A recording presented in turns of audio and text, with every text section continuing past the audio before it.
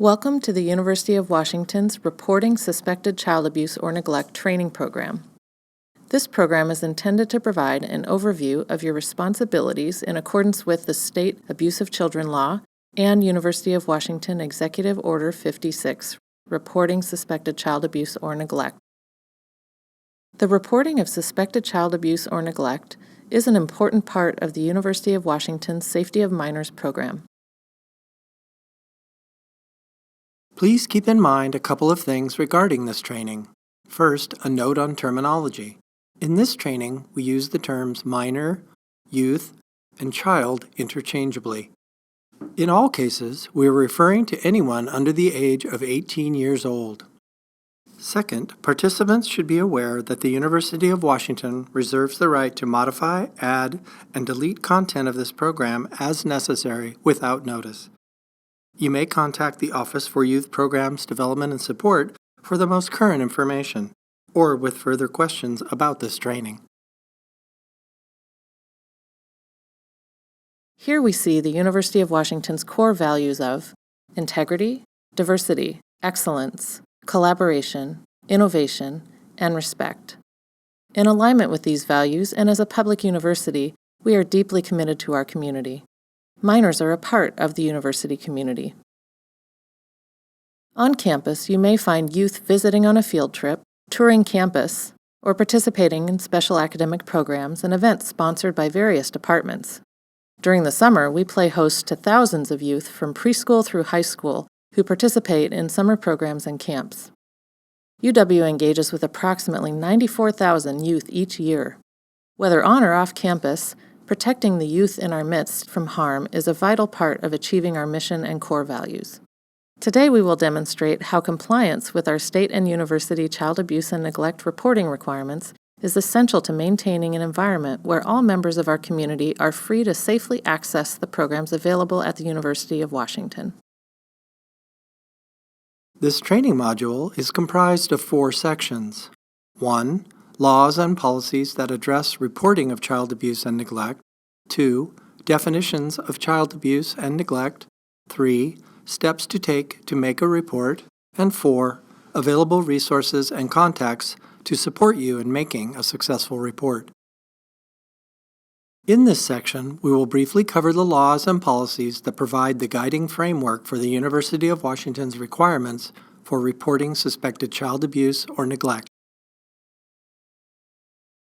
There has been a comprehensive federal law in place since 1974 called the Child Abuse Prevention and Treatment Act. This act funds activities for states to address issues of child abuse and neglect. Each state is required to have a system to respond to the allegations of child abuse or neglect. In Washington State, Child Protective Services, part of the Department of Social and Health Services, investigates reports of child abuse or neglect involving a parent or guardian. Law enforcement also plays a role in responding to reports of child abuse or neglect that are criminal in nature. We will discuss this further later on in this training. In Washington State, the Abuse of Children Law, Revised Code of Washington, or RCW, Chapter 26.44, mandates that people who are in positions to identify when children are at risk of abuse or neglect, or are victims of abuse or neglect, to report this information to the proper authorities. State laws include specific definitions of abuse and neglect, as well as outline specific requirements for reporting to the authorities. There are protections included for those who report in good faith, as well as consequences for failing to make a report or knowingly making a false report. We will discuss specifically how this law is implemented in our university setting in the next section. In 2012, the law was amended to include employees of higher education as mandatory reporters of suspected child abuse or neglect. The University of Washington policy that communicates the requirements of this law and expectations for the UW community is Executive Order 56, entitled Reporting Suspected Child Abuse or Neglect. Please note, this policy applies to all University of Washington volunteers and employees, including academic personnel, professional and classified staff, temporary employees, and student employees. This policy applies to all of these groups, regardless of work or volunteer location. This policy does not apply to employees or volunteers of UW-Medicine and other clinics or affiliates. Employees and volunteers of these facilities should follow their own policies and procedures. University of Washington Executive Order 56, Reporting Suspected Child Abuse or Neglect, includes the following general sections. A policy statement prohibiting child abuse by anyone in university facilities and programs, and requiring reporting of suspected abuse or neglect by employees and volunteers. A statement about the applicability of the policy to campus employees and volunteers. A description of the types of abuse or neglect that align with state definitions. An explanation of reporting obligations and the steps to take in order to make a report. A prohibition against retaliation and protections for reporting in good faith. One of the most important parts of the policy is the statement that describes the University of Washington's position on suspected child abuse or neglect. It reads, "The University of Washington does not tolerate child abuse. Any person who uses university facilities, property, or resources to engage in child abuse may be subject to arrest and criminal prosecution.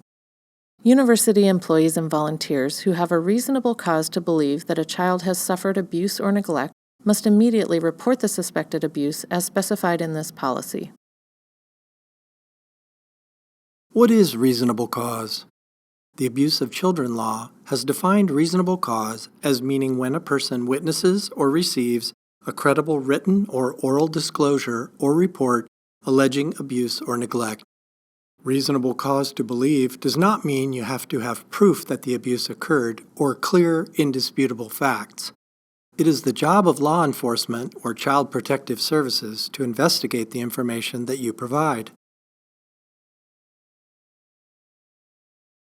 Another way to determine what is reasonable cause to believe that child abuse or neglect may have occurred or be occurring is to refer to the definitions of abuse and neglect.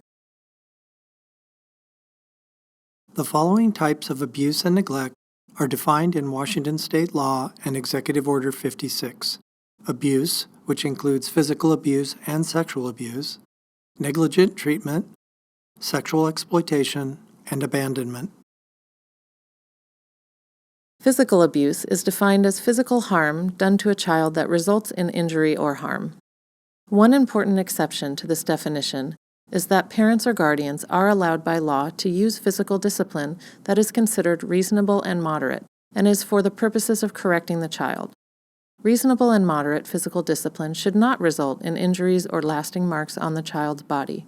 Examples of physical abuse may include throwing, burning, kicking, or cutting a child, striking a child with a closed fist, shaking a young child under the age of 3, choking or otherwise interfering with a child's breathing, or threatening a child with a deadly weapon.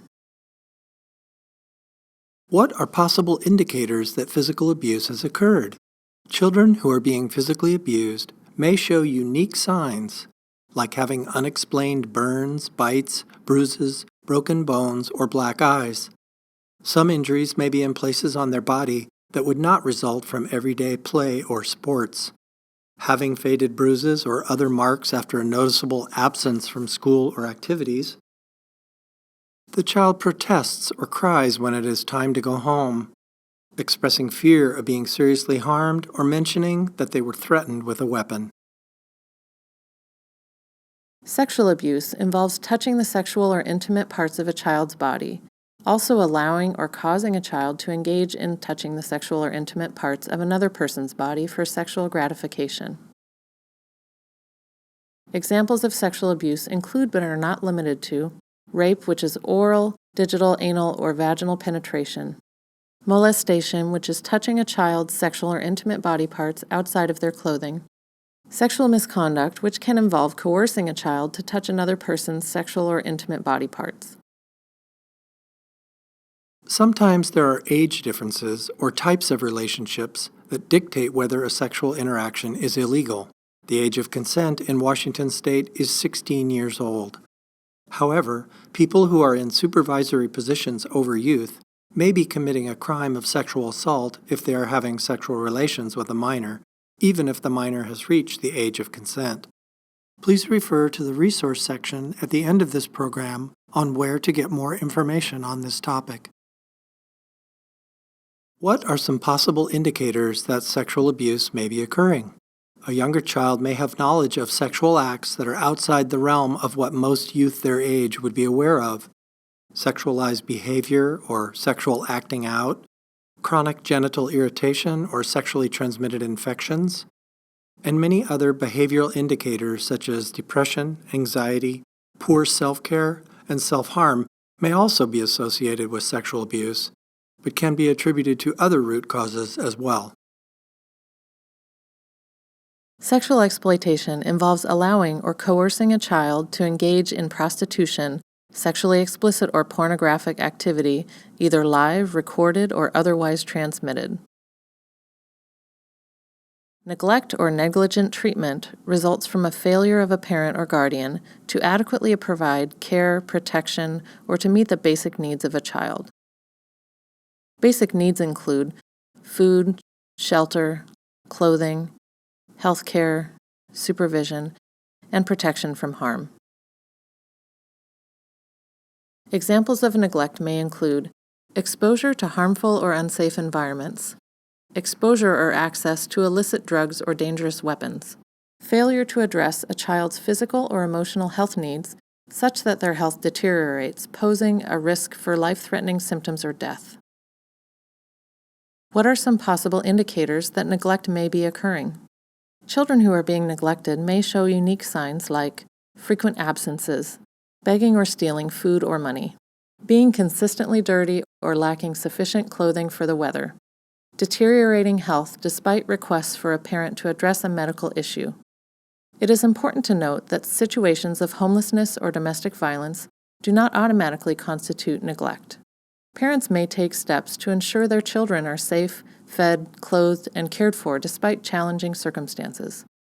Remember, in any situation, you are looking for indicators of harm to a child as a result of these circumstances. Abandonment may have occurred when a parent or guardian forgoes their responsibility to provide essential care by deserting the child in any manner with the intent to abandon the child, leaving a child without the means or ability to obtain one or more basic needs, including food, water, shelter, clothing, hygiene, and medically necessary health care. Foregoing an extended period of time their parental rights, functions, duties, and obligations, despite their ability to fulfill these responsibilities, or demonstrating a substantial lack of regard for their parental functions or duties for an extended period of time. What are some possible indicators that abandonment may have occurred? A child indicates that their parent is absent for long periods of time, leaving them without adequate food, shelter, supervision, or other basic resources to survive. A parent has left a child to completely take care of their own needs before they are capable of doing so. It is very important to note that this awareness training is just that, a basic explanation of policy, definitions of abuse and neglect, and steps to take to make a report.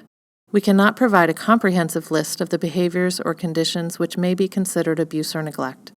Each employee or volunteer must use their best judgment when reporting.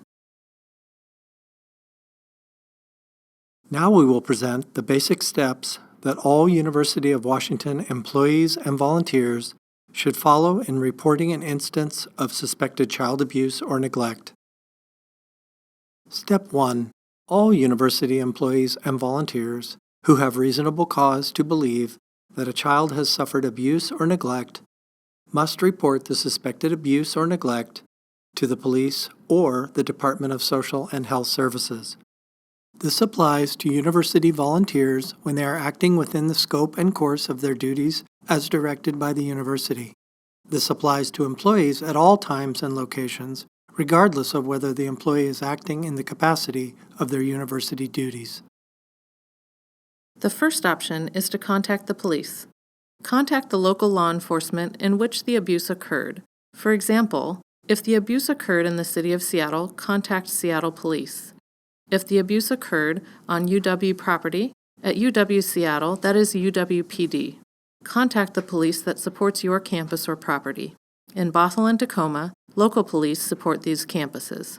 In any event where an urgent response is needed, call 911. The second option is to report to the Department of Social and Health Services, DSHS Child Abuse Hotline, at 1-866-END-HARM. That's 1-866-363-4276. This is a TTY accessible line. Which agency is best to make a report to? Calling any one of the above-mentioned options meets your reporting requirements, as they will refer your report to the other agency if necessary. Step 2. If you believe that abuse may have occurred in a university program or at a University of Washington facility, regardless of location, or may have been perpetrated by a university employee or volunteer, you must make a second report to Safe Campus immediately after contacting the police or DSHS. Safe Campus will initiate a coordinated university response as warranted to ensure proper safety, security, and administrative measures are taken. You will be asked to provide the same information you provided in your first report, as well as information regarding the program, location, or UW representative who may be associated with the abuse. Now that we have talked about how to report, let's look at what to report. When you are making a report with the police or DSHS, what information do they need? The answer is that any information you know may be useful. When you call, you may be asked things like the name, contact information, and age of the child, the name and contact information of the child's parents, step-parents, guardians, or other persons having custody of the child, and disclosures or injuries you have observed that led you to suspect abuse or neglect. It's also helpful to share any information you may have regarding previous injuries or abuse, and any other information that may be helpful in establishing the identity of the alleged perpetrator or perpetrators. Do not try to do your own investigation of the concern. Instead, when you make a report, you will be asked to share what you know or have observed. You do not have to have all of the above information to make a report. Finally, you may be asked to provide your name, affiliation, and contact information. It is important to share your information in order to document that you have fulfilled your obligation to report. A common question is, can I report anonymously? DSHS and the police do not allow anonymous child abuser reports. They are unable to take action on a report that is anonymous. Remember, a report merely raises a question about the condition or state of a particular child. Reasonable suspicion based on objective evidence is all that is needed to report. The evidence may be direct observation or statements made by a parent or child. According to DSHS, you can request confidentiality, and in most cases, the reporter's name remains confidential. It's also important to know that there are limits to this confidentiality. When you contact DSHS or the police, they will evaluate whether what you have told them could potentially be child abuse or neglect. If the answer is yes, then they will initiate an investigation. If no, they will make a record of the report in case future reports are received about the same situation. As a reporter, you may ask DSHS or the police whether they are going to take action on the information you provided. They typically will let you know if they will be proceeding to an investigation, but only if you request this information. A very important thing to remember is that each new incident, disclosure, or piece of information that causes concern for abuse or neglect must be reported, even if you have to contact DSHS or the police multiple times. Sometimes multiple reports trigger an investigation when a single report did not. In this final section, we will share information on resources available to support you in making a report of suspected child abuse or neglect. This is an important role, and we want to support you in the process when the need arises to fulfill your duties. There are provisions in place to protect and support employees and volunteers who make a report of suspected child abuse or neglect. University Policy, Executive Order 56, prohibits retaliation, which means any adverse action taken against an individual for making a report in good faith. These provisions are in place to encourage you to make a report without having to fear retaliation. Additional resources are available to answer your questions about child abuse or neglect and to help you fulfill your role as a required reporter of child abuse or neglect. The Office for Youth Programs, Development and Support is available to discuss your questions regarding making reports. You can contact this office by calling 206-616-5153 or via email at uwminors@uw.edu. Additionally, the Youth at UW website has many links you may want to access, including a link to Executive Order 56, reporting suspected child abuse or neglect, a robust set of frequently asked questions on topics related to making reports as a university employee or volunteer, and links to additional resources provided by experts, including DSHS, the Harbor View Center for Sexual Assault and Traumatic Stress, and other community partners. In closing, keep the following in mind. The University of Washington seeks to provide a safe and welcoming environment to all students, faculty, employees, and visitors. This includes the minors who come to our campus and participate in our programs and events. We need everyone's help to create a safe community. It's not just every UW employee and volunteer's responsibility to report suspected child abuse or neglect. It's the right thing to do. This concludes our training on the reporting of suspected child abuse or neglect. For additional information, visit the Youth at UW website at www.uw.edu/youth.